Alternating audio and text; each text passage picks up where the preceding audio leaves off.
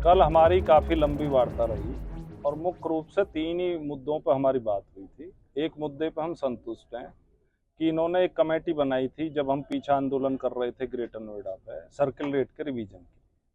तो ये कह रहे हैं साहब उसका प्रोसेस अंतिम चरण में है और इस महीने की 31 तारीख तक वो हो जाएगा। लेकिन जो एक और मुद्दा बहुत आसान मुद्दा है जिसके लिए हम आए थे और हमें ये लग रहा था कि कल के बाद शायद हमें आंदोलन में ना रहना पड़े, क्योंकि जो कमेटी बनी थी जिसके डीएम साहब सदस्य हैं, जिसको यहाँ के सभी किसानों के अधिग्रहण प्रभावित किसानों की समस्याओं के संबंध में माननीय मुख्यमंत्री जी को सिफारिश देनी थी, वो सिफारिश इन्होंने 31 अगस्त को दे दी। अब हम इनसे लगातार ये रिक्वेस्ट कर रहे हैं कि साहब ये सिफारिश तो पब्लिक डॉक्यूमेंट बन गई और पब्लिक डॉक्यूमेंट को पब्लिक करने में आपको क्या दिक्कत है। तो ये लगातार उसमें असमर्थता जाहिर कर रहे हैं और चूंकि ये नहीं कर पाए इसलिए हमें इसे कंटिन्यू करना पड़ा।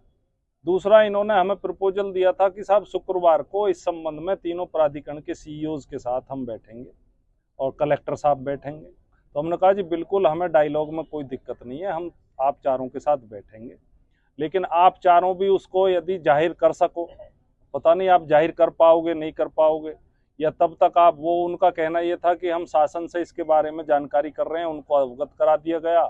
और शासन से यदि इशारा होगा, ये मेरा अधिकार क्षेत्र में नहीं है, शासन से इशारा होगा तो हम कमेटी की सिफारिशों को जाहिर कर देंगे। तीसरा मुद्दा हमारा ये था कि जो हमारे एनटीपीसी के साथी हैं उनकी एक कमेटी बनी थी, उस कमेटी के 2 सदस्य है ही नहीं, वो कल ही पता चला कि 2 सदस्य नहीं है। तो एक उनके रोजगार के संबंध में 150 किसानों की लिस्ट दे रखी थी, उस लिस्ट पे कोई कार्रवाई नहीं हो रही।